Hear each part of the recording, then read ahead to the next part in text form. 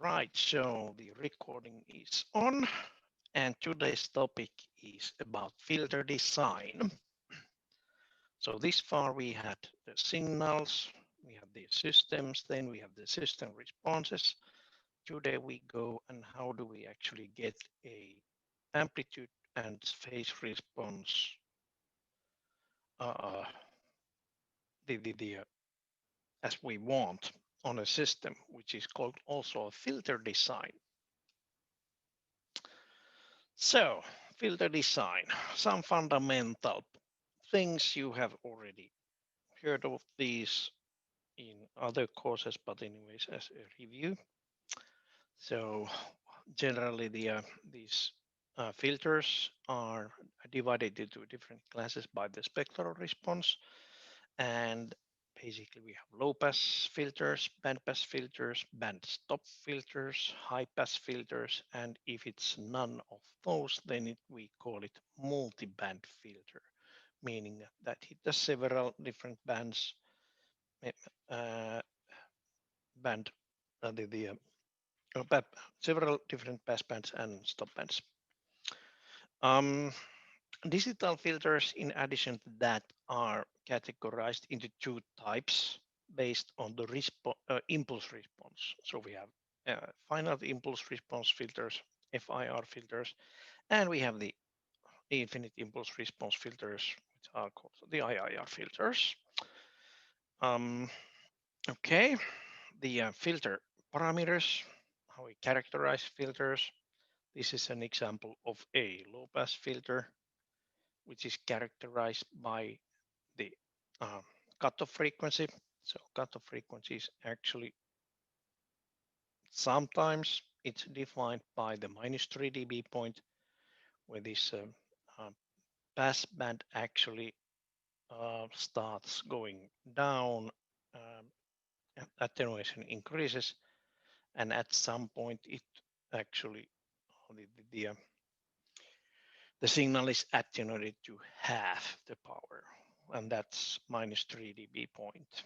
But that's actually not the only cutoff frequency definition. Basically, if we have a constant ripple on a passband, then basically the ripple defines the amount of ripple defines that cutoff frequency and the attenuation point. But anyways, so low pass filter, and we have this passband here. Then we have at some point, again, this is that point where the stop band starts depends on the application. So fundamentally, it's the frequency after which the attenuation is at least on the required level. So basically, we need to know the stop band attenuation level, and if then that defines also the stop band start frequency right here. Whatever is in between is called transition band. So we have passband, transition band, stop band. Passband is characterized by the cutoff frequency, and stop band is characterized by the stop band attenuation and the corner frequency. High-pass filter parameters is similar, except it's just a mirror image. So we have the stop band first, then the stop band corner frequency, or is there defined the same way wherever we have the attenuation start rising above that required stop band attenuation level. That's our stop band start frequency. Then we have this transition band until we hit the frequency where above that frequency we have a passband. Okay, bandpass, not much different, except we have two stop bands, and in between of those we have a passband, and there's buffer zones transition band 1, transition band 2. And this is actually a pretty nice example where we have the uh, two different stop band attenuations and two different transition bands. So this does not need to be symmetrically. It depends totally on the need for the filter. Stop band, same thing, except we have the two pass bands, and in between there is a stop band with both edges as the separate transition bands. Okay, so low pass, high pass, band pass, band stop. And then we have also the multiband, but I will leave that one out. The passband ripple is defined as a variation of passband amplitude response.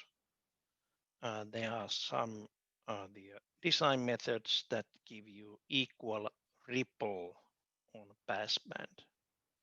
So in that case, the passband corner frequency is defined by that.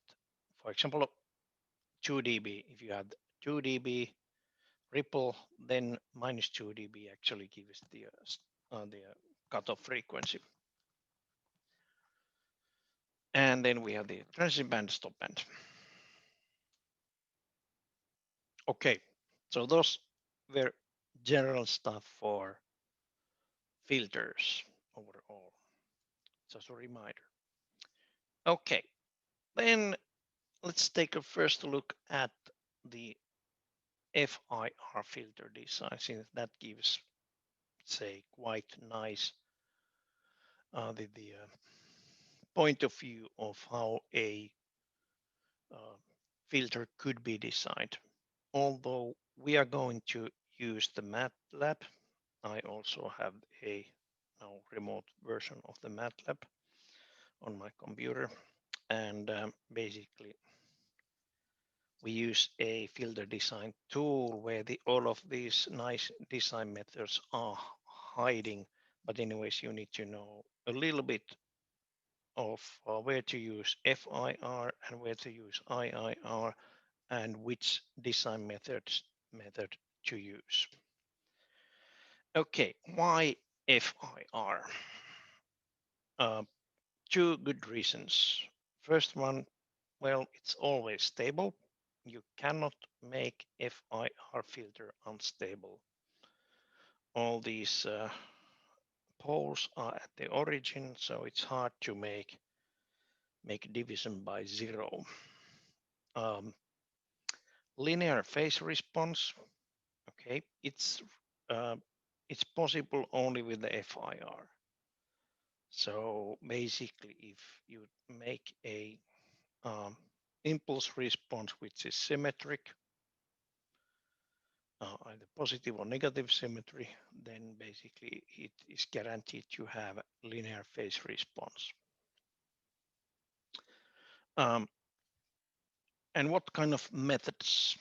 Couple of these kind of curiosities.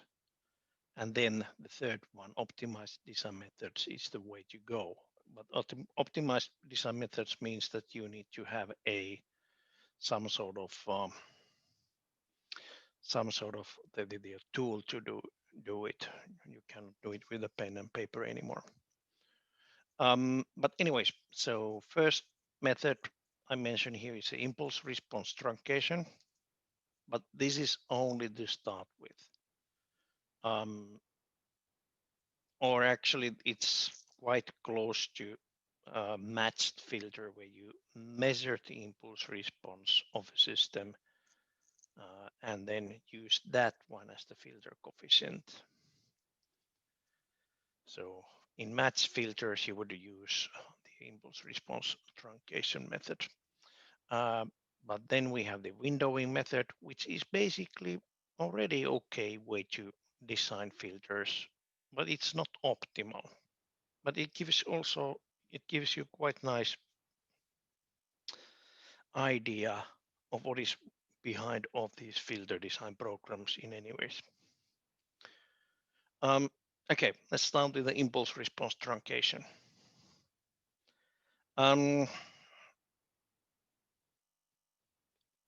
Basically, we need those three first steps, and then the fourth one would be to compare how close we are getting. But anyways, it's based on the fact that the impulse response defines the system, a transfer function. So if we are measuring a transfer function of any system, or step response, which is the old-fashioned way for analog systems. You run a square wave to a uh, uh, to some dynamic system, linear system. Basically, you get the step response on each edge, and then you can sample that one and calculate the difference, so differentiator, to get the impulse response. And when you truncate it, it's something you can use. So for example, I have done this kind of experiment a few years back. Simple, there's a resistor, capacitor, it's RC low-pass filter, which has its own transfer function in S-plane. And that's the, it seems to be amplitude, well, the frequency response there. Okay, this leads are ugly there. Okay, but anyways, so lab setup, something like this. I'm measuring, oh, okay. The function generator there on the top actually is used for the giving this signal, square wave signal there. And then we have the setup and measuring both the input signal and the output signal of the system with digital sampling oscilloscope. And this is the very cheap one, actually. Tektronix cheap lab scope what we have on these school workbenches, electronics workbenches. And the measured waveform looks like that. Okay, not ideal, but say close enough. This is not science, this is engineering. That's the best I could do. That's the best square or step function I can get out from the function generator with this setup. These the oscilloscope probes, these are the cheapest we can buy. And then we have the okay, this open lead ends on this function generator input, meaning that it's basically getting all sorts of disturbances on this measurement. Anyways, but I can measure the step response. Okay, step function in, step response out. Great. Let's see. And after this, I calculated, it seems that I didn't remember to put this, what is that? Impulse response graph here. But anyways, it looks, well, it's also different. See, this one, you would get something like a rapidly go rising and then they're slowly decaying the response. Practically, it's this minus that. So that will be the impulse response, and this is the comparison. My analog system, I knew the values of the resistor and capacitor. That'll give me this theoretical curve, green one here, and the digitized system when I have the measured impulse response by measuring the step response and taking the time difference. So first order differentiator, it just calculates the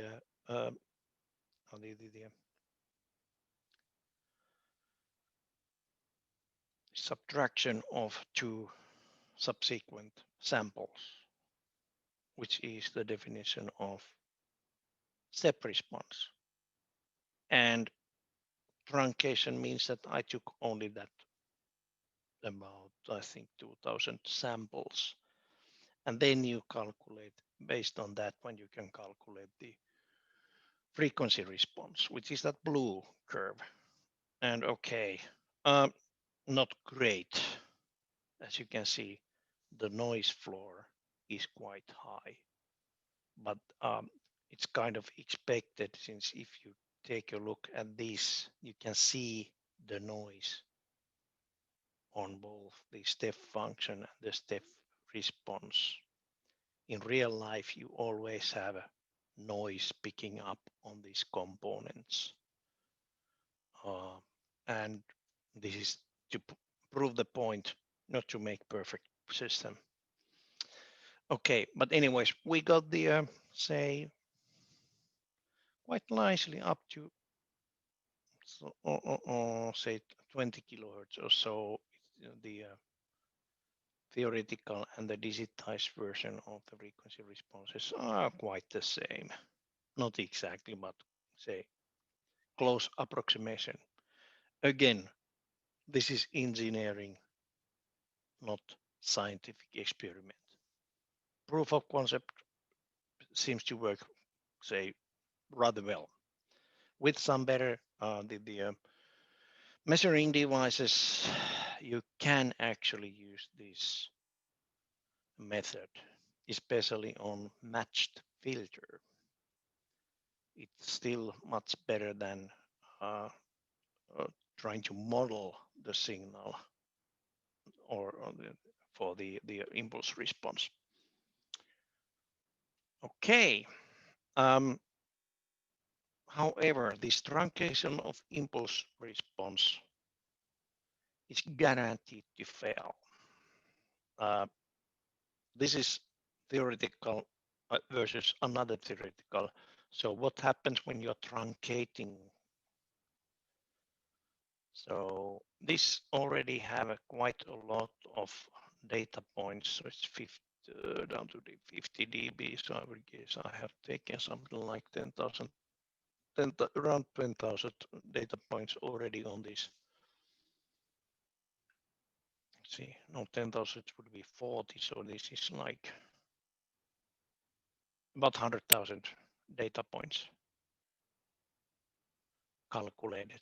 The step response, about 100,000 data points, and then calculate the amplitude response.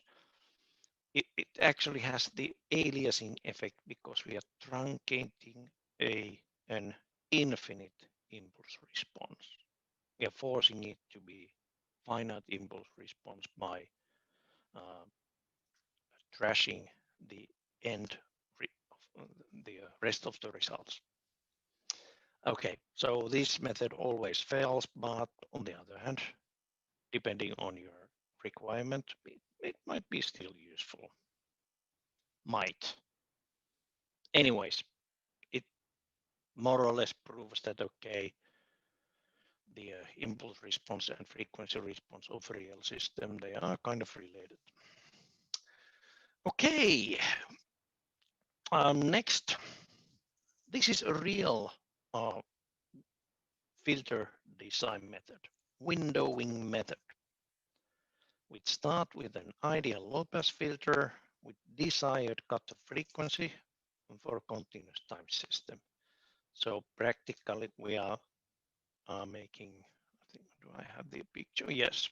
So we are actually taking this ideal continuous time low-pass filter with cutoff frequency. Okay, see normalized frequency scale here from negative to positive.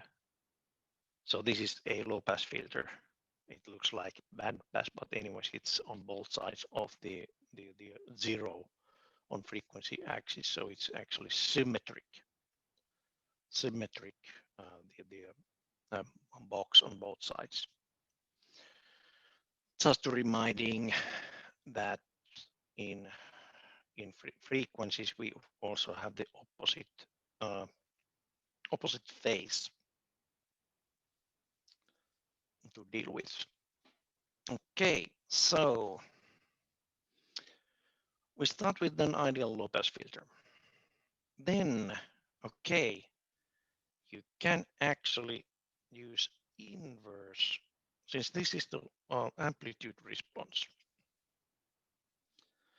Now you can use inverse Laplace transform to calculate the continuous time impulse response. It goes from minus infinity to infinity on frequency axis. And for a box, this inverse Laplace transform would be sinc function, sine pi x divided by pi x.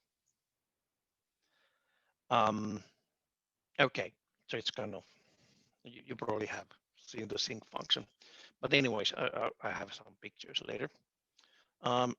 Then we can, okay, do again, truncate that infinite impulse response. So we sample the impulse response and truncate it.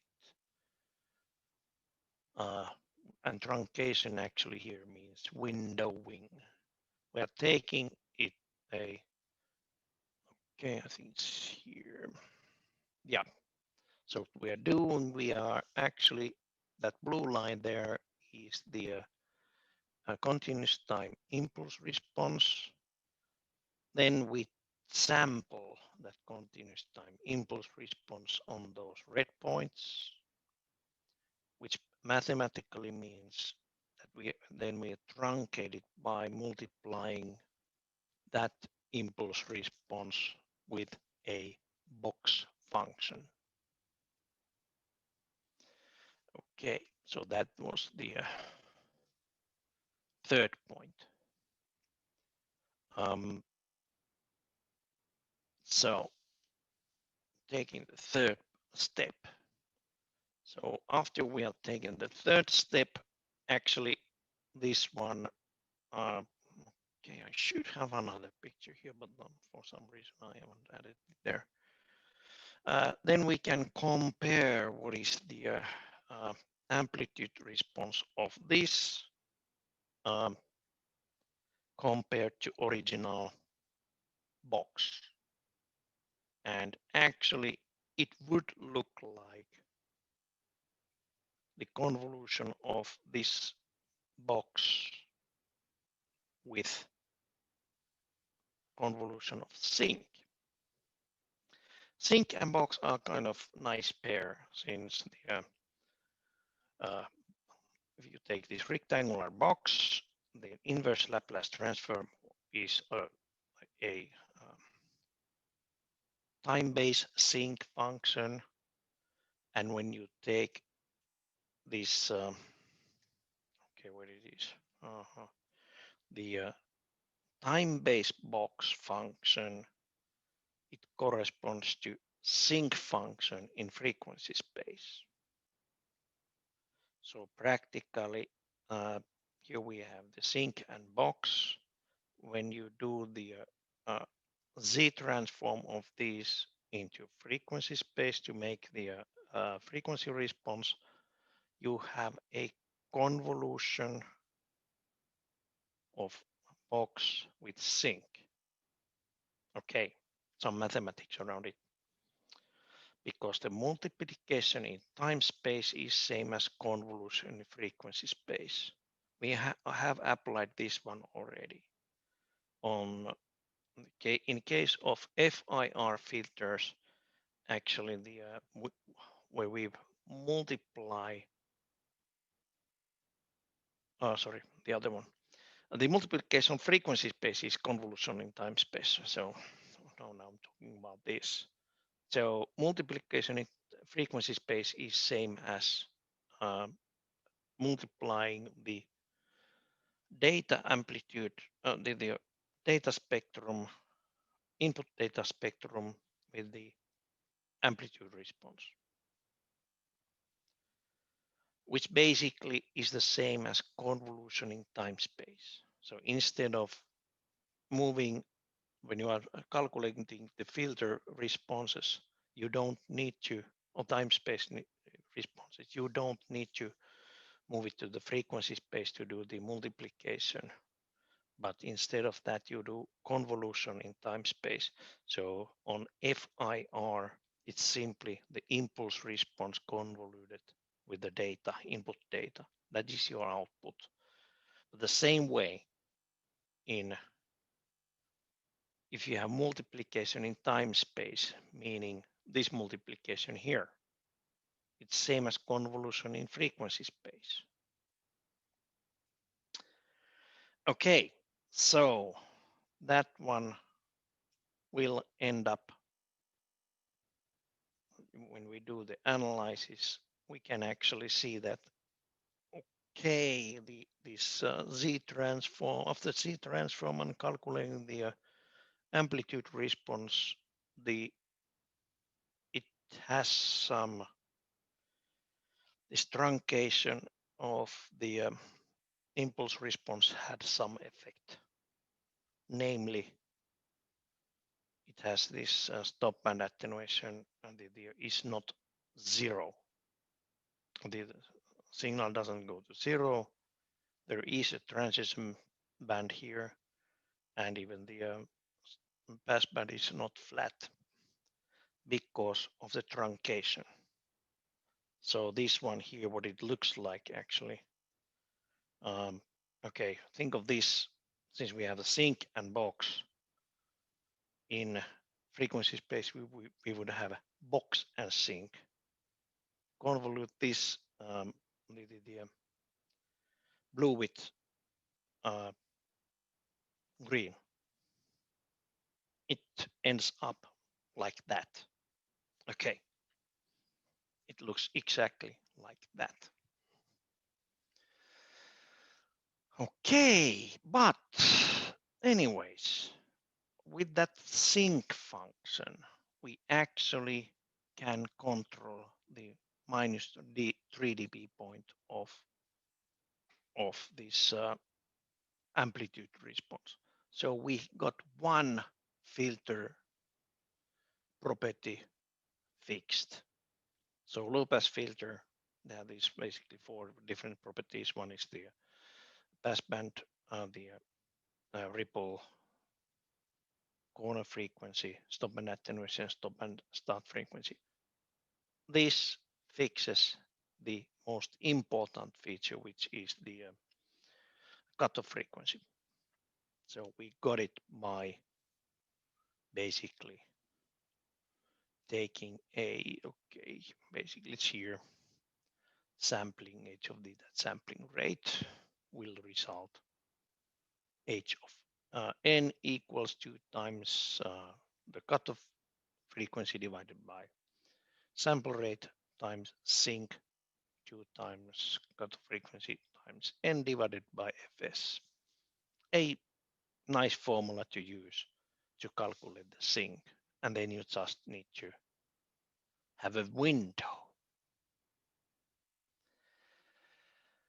All right, so this one had a rectangular window, which is the worst possible because it has this very sharp edge, which is which requires lots of power on high frequency components in order to create that shape. Think of now the Fourier series you have done on the math sessions. I think your math exercise, you probably have done exercise on how this rectangular shape signal actually can be divided into the spectrum of the sinusoids. Okay, the same thing in logarithmic scale.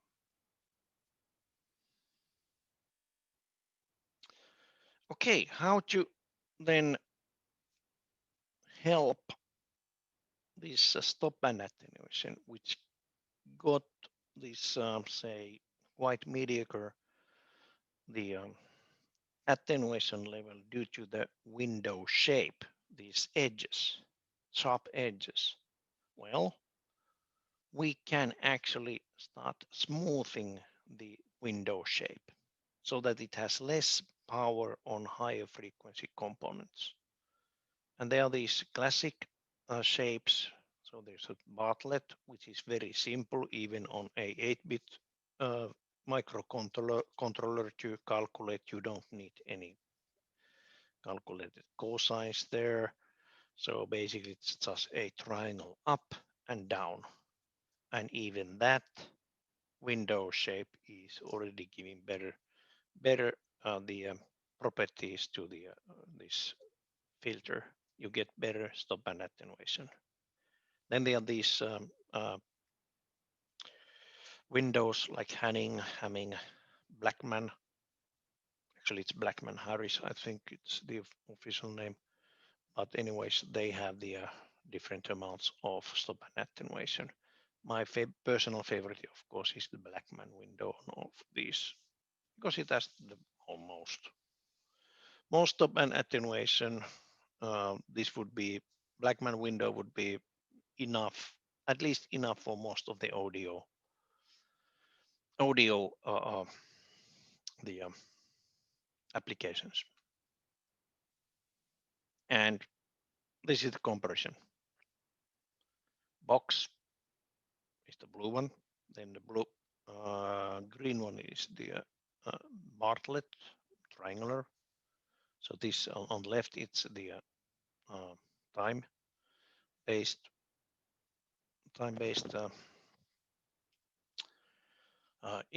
impulse responses of a system. Then the Hamming is red, Hamming is the cyan, and this is the Blackman is this purple. And okay, as you can imagine, on this order, we have less and less power due to the edge. And the same, you can look on here. So box has something like minus 20 dB stop band attenuation, roughly. Bartlett gives you a few more, so it's about 5 dB better. Hamming, yep, that is already a serious filter. You get lots of stop band attenuation. Hamming, okay, it has a little bit more even stop band, which means that sometimes this is better. Then we have this Blackman window, which is the best stop band attenuation of those all, with the same order number. So equal amount of calculations, meaning. What you can also see here, okay, so now we can control the cutoff frequency by the sync function.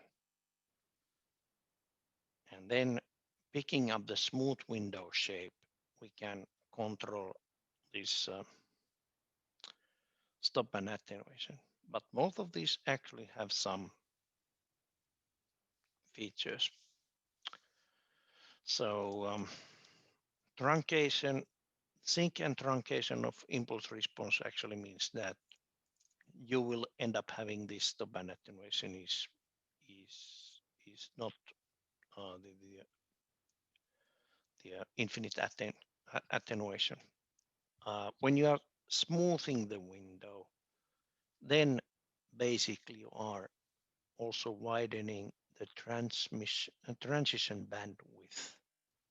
So the box actually has really short transition band. So it's about, in this case, it's about tens of hertz. But looking at Blackman, although it has about 80 dB stop band attenuation, it also has about 100 hertz. In this case, about 100 hertz, the transition bandwidth. So from tens to 100. So it's about tenfold the wider transition band. Okay, we need to do something about so how to control transition band, the transition bandwidth, how to control the sharpness of a filter. Well, fortunately, it is very simple. This far, I have just taken a number of points here. So if I take more numbers here, what happens? You are getting better approximation. The cutoff frequency stays the same because that's dominated by the sync function. So what changes if I take wider window? I take more samples on both sides for the impulse response. So mathematics says that multiplying of time is same as division of frequency. And in this picture, I have 4 different n's, n meaning the number of taps on the filter. The first tap is the 0th order tap. Sorry. And then basically if it's 11, n is 11, then it's 10th order filter. And the last step would be the 10th order delay. And then basically, yeah, okay, this is a 21st and 20th order filter, then 40th, 80. So I double the order number. And what happens when I double the order number here, I'm starting from here, transition bandwidth something like 280. Doubling it actually, well, if I multiply my time base by 2, then actually I divide by 2 in frequency. So the transition bandwidth is actually half. Okay, doubling it again would be half again and then half. So practically, you can actually calculate the ratio of the desired and the current transition bandwidth, and then basically use that number to scale how many points you need in your window. What is the window size?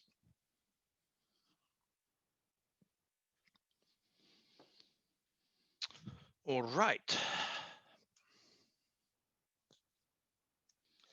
And that's how you make a low pass filter.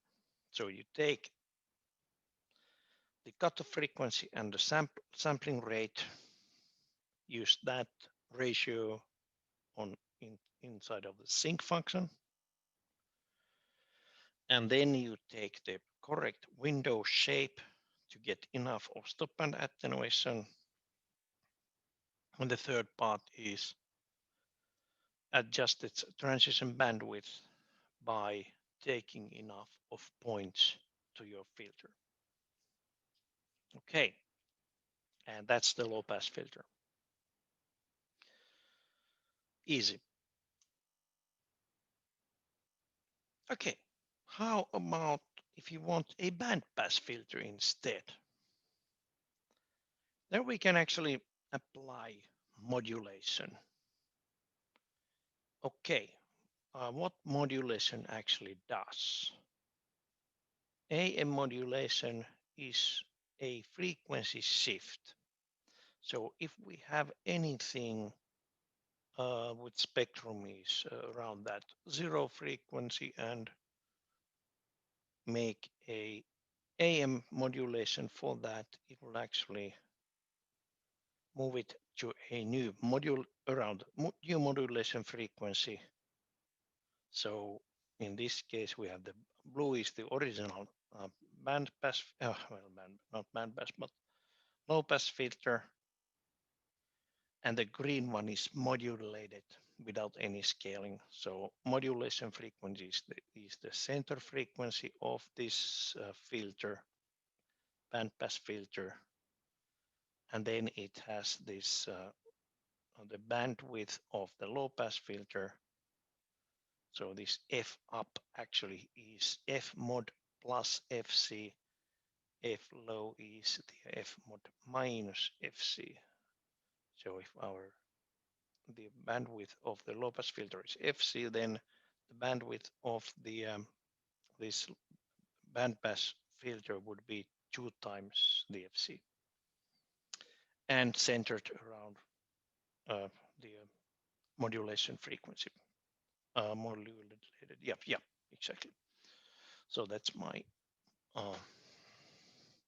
one of the free these one of those digital filters transformed from low pass to band pass. Okay, the magnitude is actually scaled by 0.5, so it's divided by 2 because it basically it splits this spectrum of low pass on both negative and positive side equal energy. So basically it doesn't affect on the overall energy what passes through of this filter, but it's divided into two parts. Okay, so so after this modulation, you need to rescale the system. But on the other hand, you can always rescale any system to unity gain. Not a big deal. Then we have this low pass to high pass transformation. So we start from the low pass filter again, and now we are modulating that impulse response with Nyquist frequency. So we actually use the modulation frequency sampling rate over 2 divided by 2, which means that we are moving this low pass filter around Nyquist rate, which basically has the same bandwidth as the low pass filter. But remember the cutoff frequency, how it's defined. It's relative to 0 frequency. So if our cutoff frequency of low pass filter original was FC, then this new cutoff frequency is that Nyquist rate minus that FC. Okay, so if the design was about to have the cutoff frequency of high pass filter here, then basically would need a low pass filter with a cutoff frequency here somewhere later to get the correct kind of filter. Anyways, a little bit forward, low pass plus band pass equals band stop. Yep, not much of that. So if you need a wide bandwidth band stop filter, this is one way of getting it. On the other hand, okay, it's simple. So you design same order low pass and high pass filter separately. And then basically you add the impulse responses together, which gives you that more combined. But you need to now be careful if you have really critical stop band attenuation. You are now adding these amplitude responses with phase on the stop band, which actually deteriorates the performance of this stop band properties of this system. But that's actually if you take into account that one by designing those low pass and high pass filter so that they have actually both has 3 dB more attenuation stop band, then basically you should be on safe side of the game. So summary, select the cutoff frequency for low pass filter, then select window shape for stop band attenuation, then adjust window width for transition bandwidth. If needed, transform this low pass filter to bandpass, band, high pass, or bandstop filters. Okay, so that's the windowing method, the short version of it. Short version of windowing method. Okay.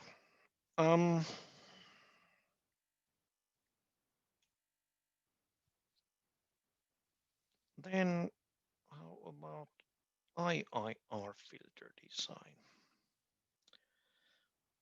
The FIR filter design actually has two good properties. It's always stable, easy to make stable, and then it has always linear phase. IIR filter design, on the other hand, has never linear phase. Never ever. It's always a little bit non-linear. On analog electronics, there's the Bessel's filter, which has as linear phase as possible, but does not reach the same linearity as the IIR. And what is where this linear phase is required? When you don't want the group delay on passband to vary it at all, which means data transmission on multiple frequencies. If you have multiple frequency system, you want all of those frequencies delayed the same time on the system. So in order to reconstruct them. Okay, so basically then you need linear phase response. But on the other hand, if you want to correct for this wavelength dispersion on transmission media, then you would need nonlinear phase response to compensate this nonlinear phase shift due to media, transmission media. And basically the IIR filters, if you don't care about the phase response, IIR filters give always the better amplitude response with lower number of calculations than FIR. On FIR filters, you can do design only by adding zeros, which means that in order to flatten this passband response, you have to put zeros close to the unit circle. And you need to use always these complex conjugate pairs. But on the other hand, if you need that linear phase response, you also need to make reciprocal pairs. Meaning, okay, I think I need to now annotate somehow this one. Drawing a couple of lines here first. So what is the reciprocal pair?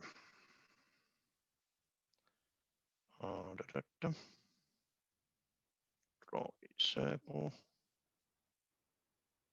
That's the unit circle. In Z domain, real axis, imaginary axis, and then basically we start putting zeros here. So putting a zero here would give me nice stop and attenuation on those frequencies. Let's make a low pass filter. So still we have the low pass filter, nice. Okay, let me draw here the frequency response graph. So that'll mean at that point here and here, the frequency response goes like this. But without anything else at all, my passband would look like that, which is ugly. It's not really a good filter. I need to flatten it somehow. So the only way you can flatten FIR filters, you can put this zeros close to your circle. But on the other hand, this would end up having a non-symmetric impulse response, which means non-linear phase. So you need to actually also put on the same angle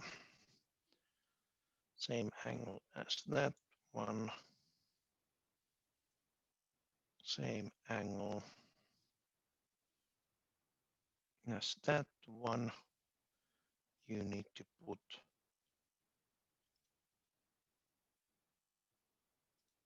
there also reciprocal pair and complex conjugate.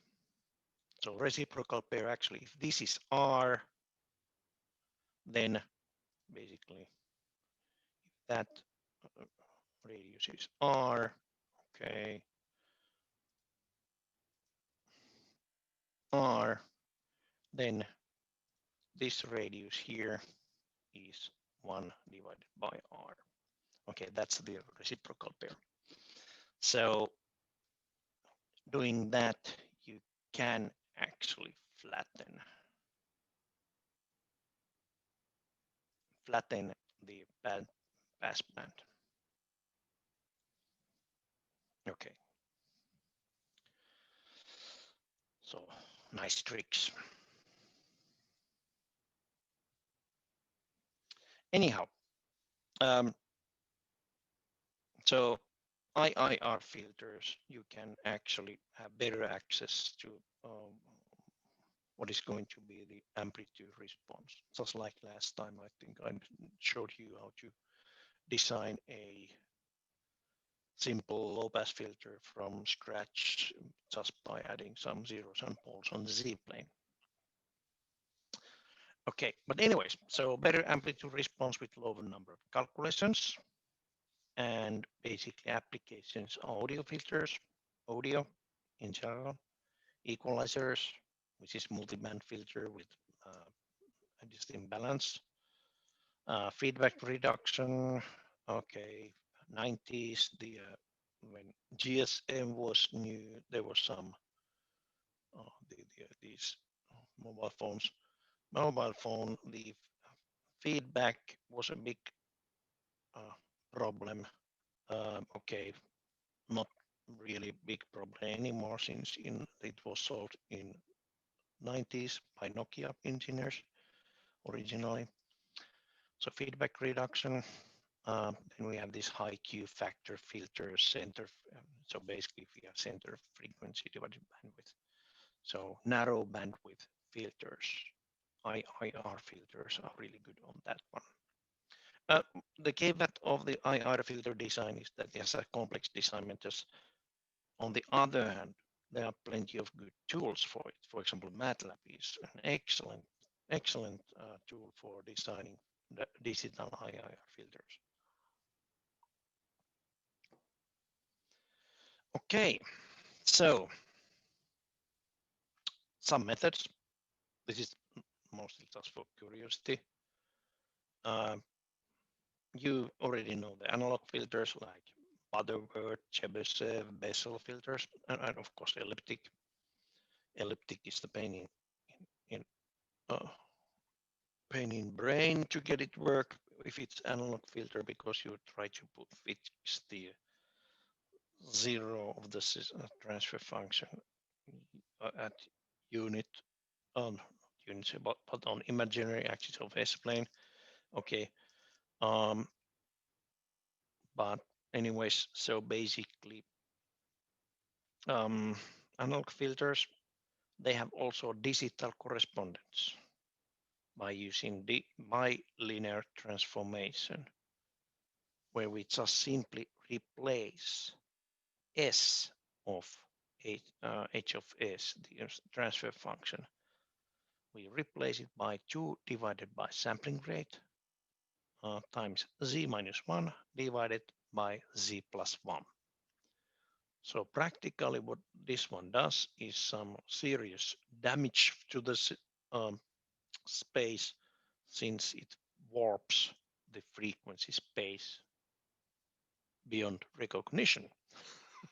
Okay, anyhow, the bilinear transformation can be used for transforming classical analog filters or any other transfer function into digital domain without any aliasing effect.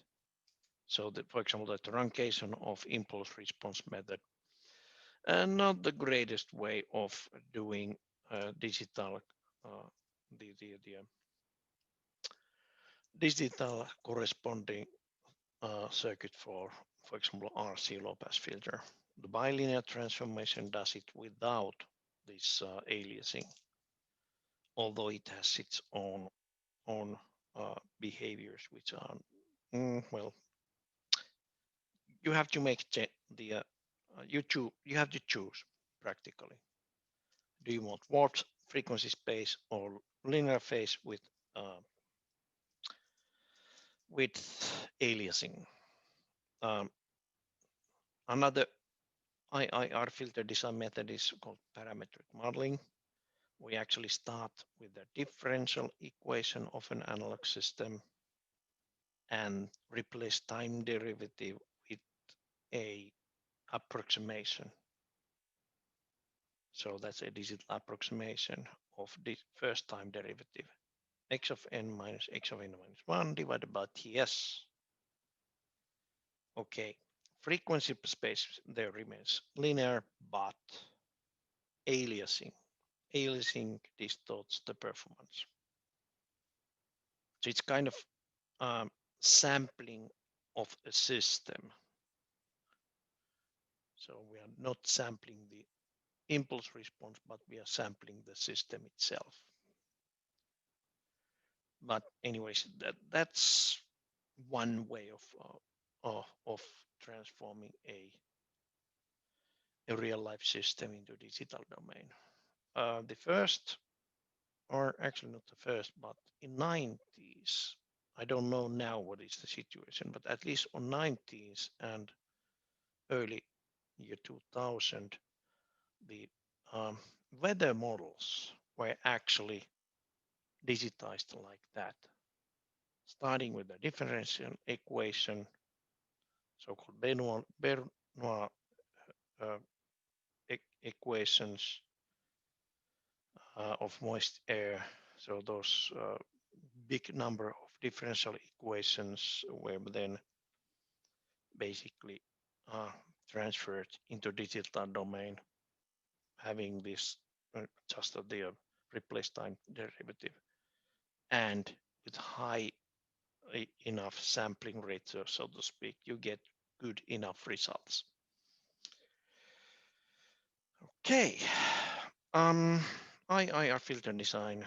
Again, direct design, change the system coefficient recursively to minimize RMS difference between desired and real amplitude response, or direct design also could start from eyeballing a Z-plane and just putting the zero-sum poles on desired locations.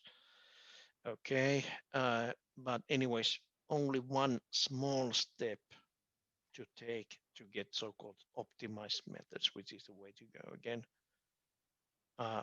Using some optimization routine. There are several different ones. So basically you just write a cost function as the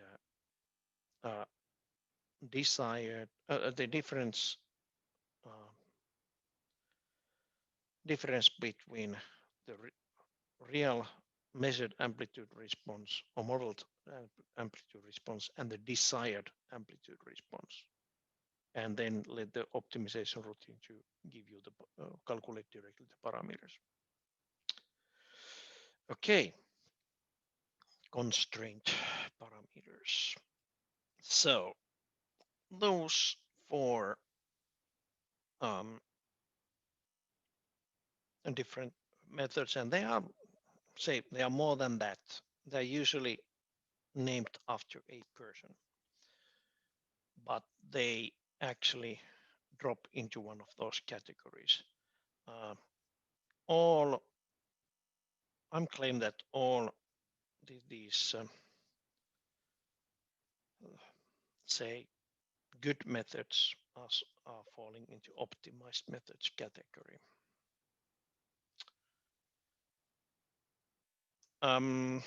Okay, one curiosity: Bandstop notch filter, which is the only IIR filter you can design without any special tools.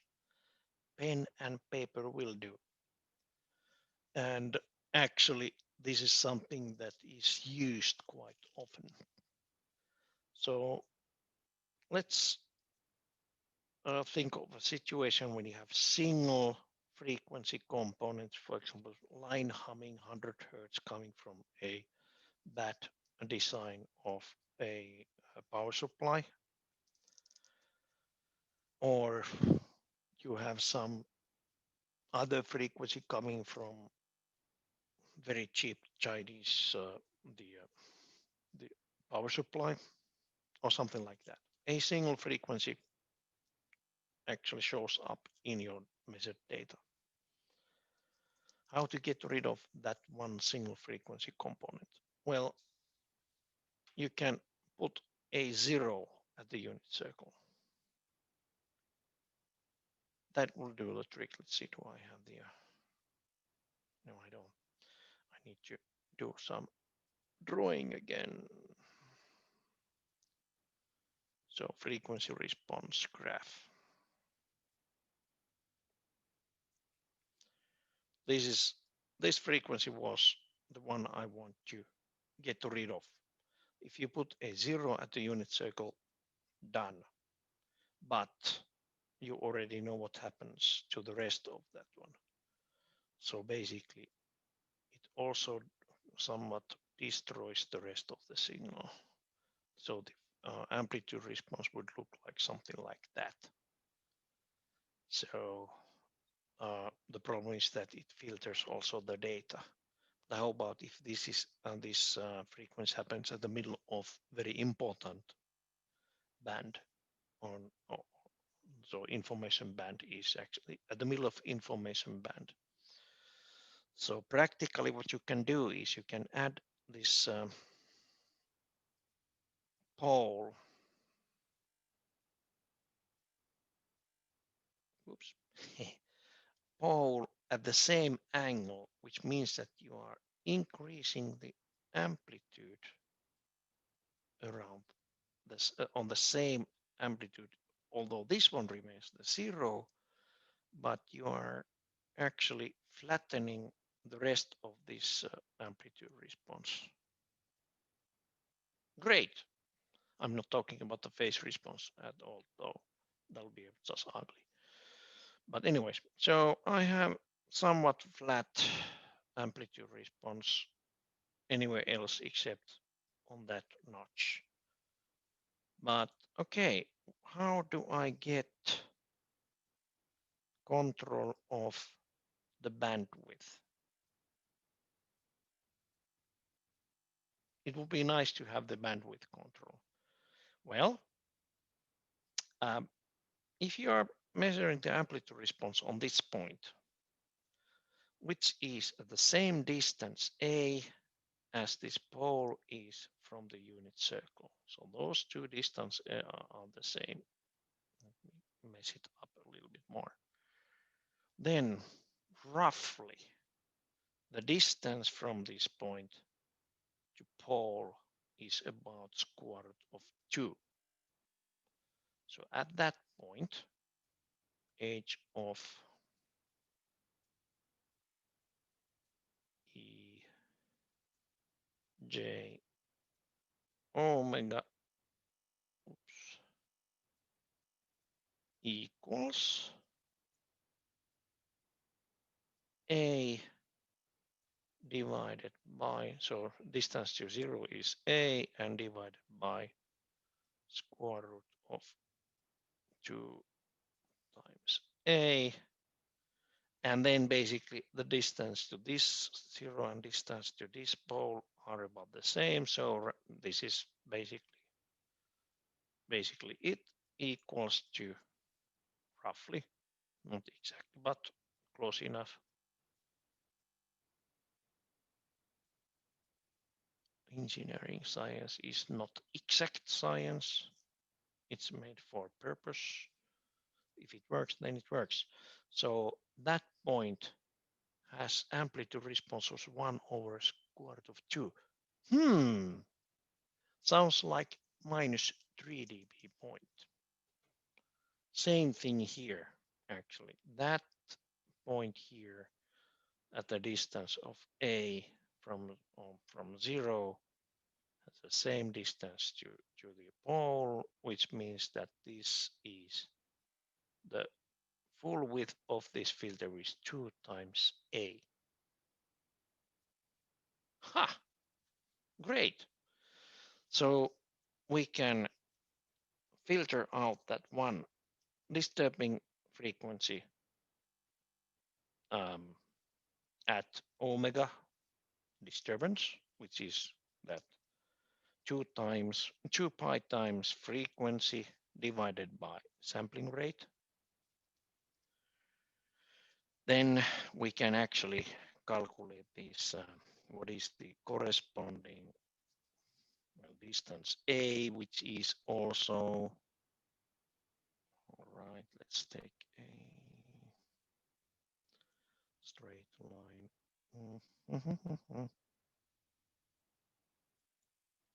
Straight line. So this a actually is also about the same as this angle between these two points here. Okay, that angle difference, that's then that a equals to 2 pi times the desired half width of the filter divided by f of s. Okay, wow. So now we have that a, and now we have that omega. So practically this way you have the control of the that notch frequency and also the notch and the bandwidth. Great, and didn't need MATLAB at all. And then you can calculate the filter coefficients from the zeros and poles. Well, there you could actually use the MATLAB. So this is just a picture showing that maybe that a actually defines the half point. Maybe. Okay. Yeah. These are the classical filters, and basically these classical filters are usually transferred by bilinear transformation. But anyways, they are useful filters. I would say the best useful filter of these if you are taking a look at the digital filters is the elliptic. I kind of like the idea of having also flat stop and attenuation, not just say not flat, but a equiripple passband, but also equiripple stop band. Then you know that basically you are having a kind of optimum design so that you get the shortest transition bandwidth. The Butterworth and Chebyshev filters are wasting these lots of zeros, or all of these zeros which on elliptic are on the unit circle. this in this case, this had 6 zeros at unit circle to basically increase the stop and attenuation at certain point, and it also it uses them to balance this to flat or equiripple. It also makes the transition bandwidth shorter, where the Butterworth Chebyshev, they have all the zeros at point -1 at angle of the angle frequency of Nyquist rate. Okay, so elliptic is my favorite here, unless there are some better, more optimized methods. This is already quite optimized. Okay, zero phase filter.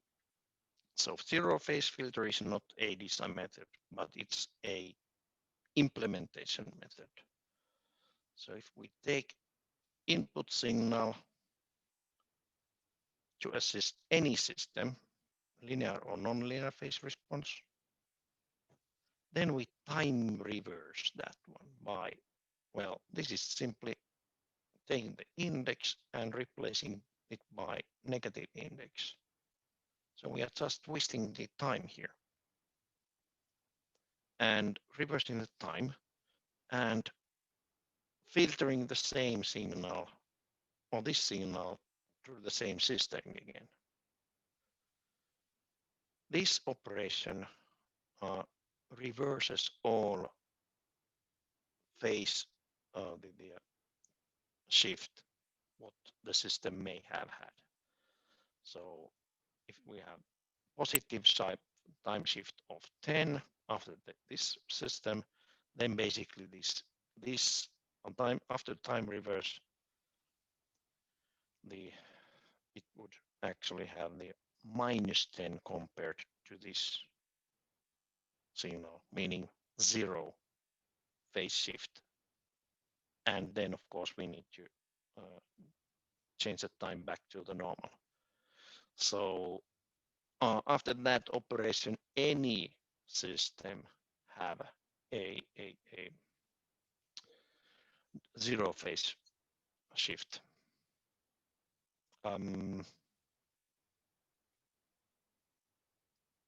Okay, what is the catch here? Well, it's a non-causal. You cannot use this method anywhere else except on post-processing of data.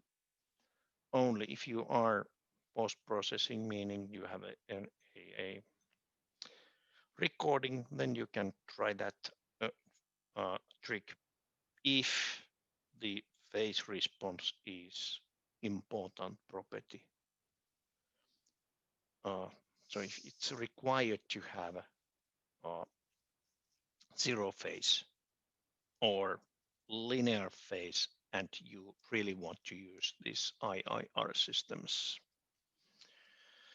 Just a small reminder that if you had for example, this elliptic filter with 60 dB stop band attenuation, after filtering the signal twice, it will have 120 dB stop band attenuation.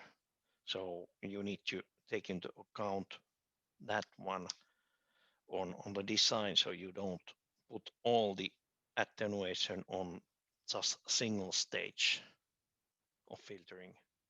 You will divide it into 2 parts, which makes also the filter design, well,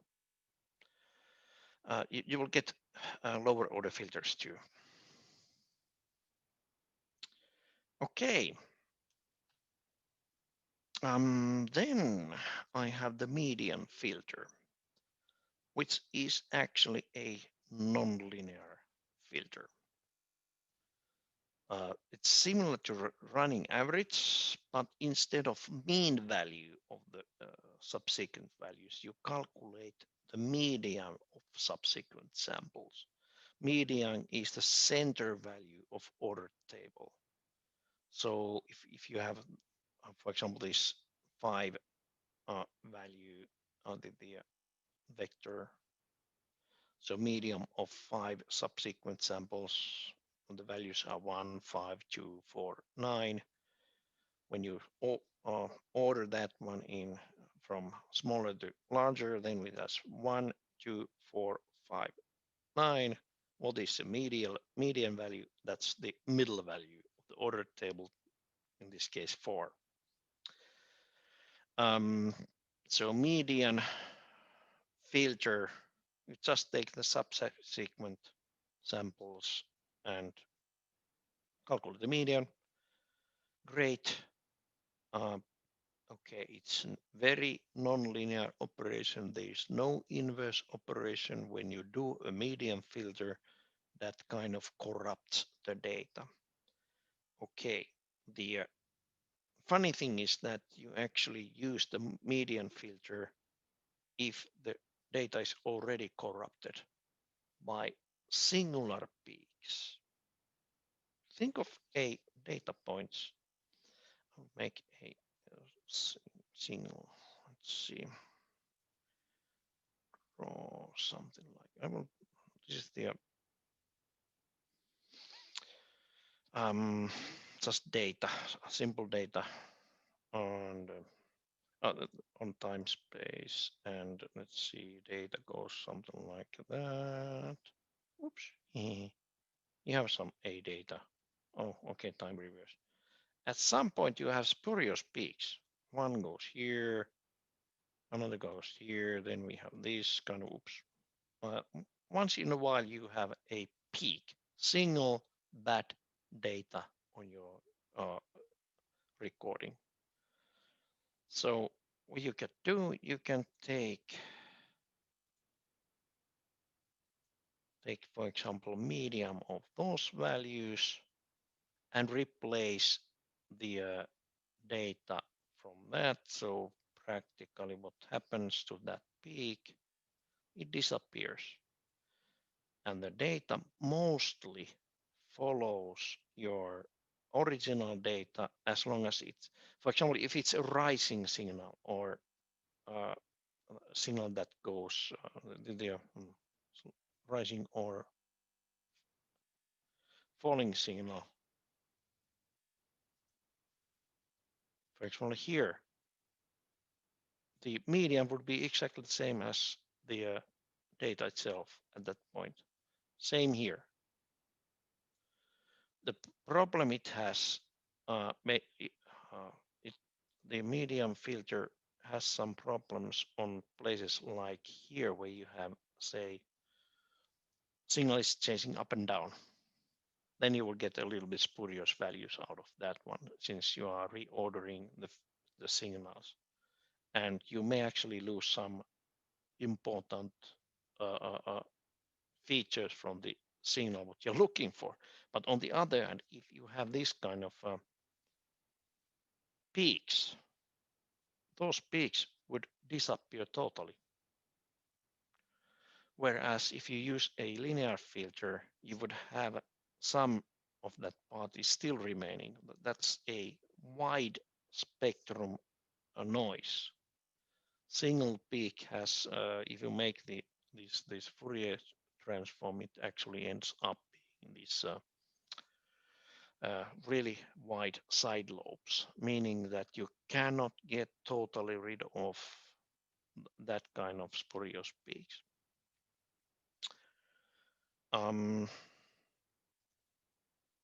Okay, and in one application area, this is used, even if you didn't want to. Median filter in 2D. How to make very cheap either displays or this what is that? Display or photocells, matrix photocell, camera photocells,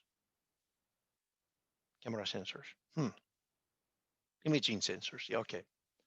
When you make those cheap, you have always dead pixels, always, either dead or bad pixels. So if you think of a camera which has one single bad pixel somewhere, and you take a nice photograph of something and it ends up always being on the same point. Isn't that annoying? Okay. And how to get rid of one single pixel? You calculate the median using the surrounding values and replace the value with the median value. Works well if you are again on a relatively slowly changing region or on edge. But if you have some sort of say lots of variation between pixels in real, then you will lose that information. So you lose some detailed resolution there, but you basically still are, you can see this bigger scale, the edges and that kind of thing sharp. But anyways, this is already done in camera processors of, well, mobile cameras. Those are very cheap cameras. If you have, say, 1 million pixels, and how you make a 1 million pixels camera with high enough yield to be sold as OEM component for €1. You need to do some funny things like you allow dead pixels and you do some pre-processing. For example, a median filter would do just fine.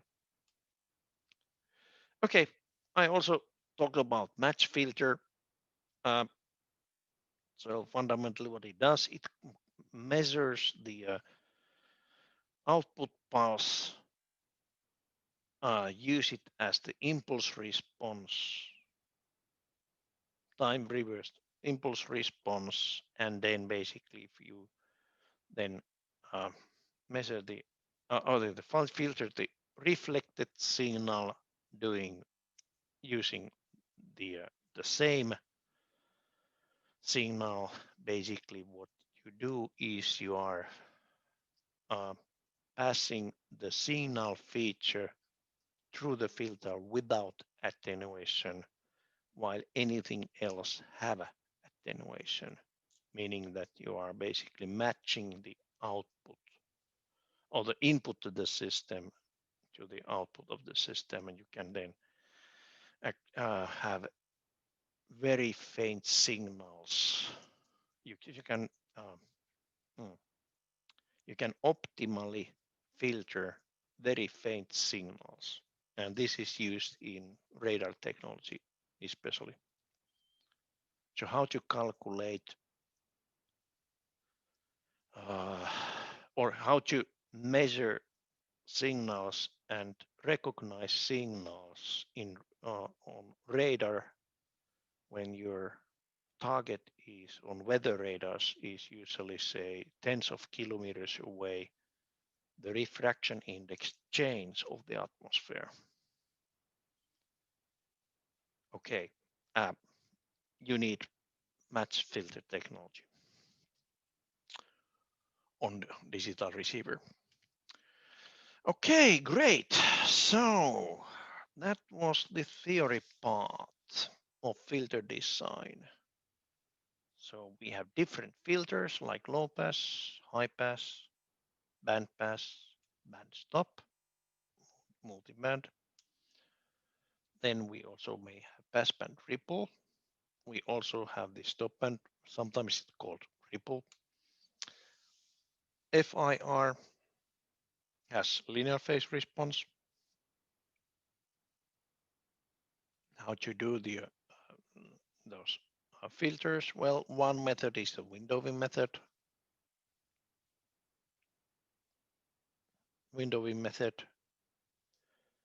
And windowing method actually means that you select the 3 dB point of low pass filter, then you select the window shape for stop band attenuation. Okay, from this list, for example, So Blackman has about 80 dB. Then we have this Hamming window, 60 dB roughly. Okay. Adjust the window width for transition bandwidth. So wider the window, then shorter the or narrower the transition bandwidth. And then basically, if it wasn't low pass filter, you can always transform any filter to any filter by modulating the amplitude response or the impulse response. By the way, you can also modulate IIR filters when you modulate both the numerator and denominator coefficients, especially high pass, low pass filter. Okay, IIR filter methods, bilinear, parameter bounded, direct design, optimized methods. All of these actually, if you have a tool like MATLAB, then you can actually quite easily find the correct method. Well, correct parameters for the filter design. You just need to what you design. Okay, bandstop notch filter is a special IIR filter, and which you can design without any special tools. You just place the 0 at unit circle on that disturbance frequency, then define how wide filter you want to have, and that actually corresponds to that distance A, which is also the same as the minus 3 dB point.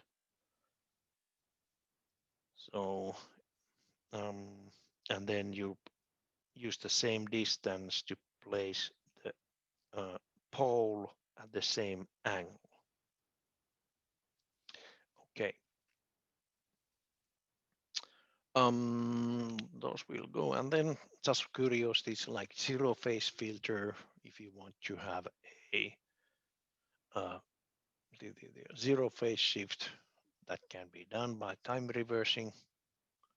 Then we also have these curiosities like median filter, very good for removing single bad data from your set.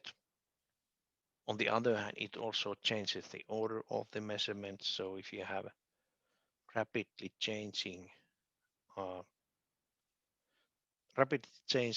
data, then you will be mixing the order, which is not always the best way of treating the data. But on the other hand, if you have a low pass filter, linear low pass filter, your output data is never the same as the input data unless it's a constant or some special cases. So I don't know. It depends on your application, but these median filters are used a lot in image processing. Okay, that's the median filter, and match filter, just a term, radar technology to optimize the signal to noise ratio of the received signal. Okay, that was 1.5 hours of theory. So now it's time for questions. If you don't have any questions, then we can go to a lunch break, or, well, break. Let me stop the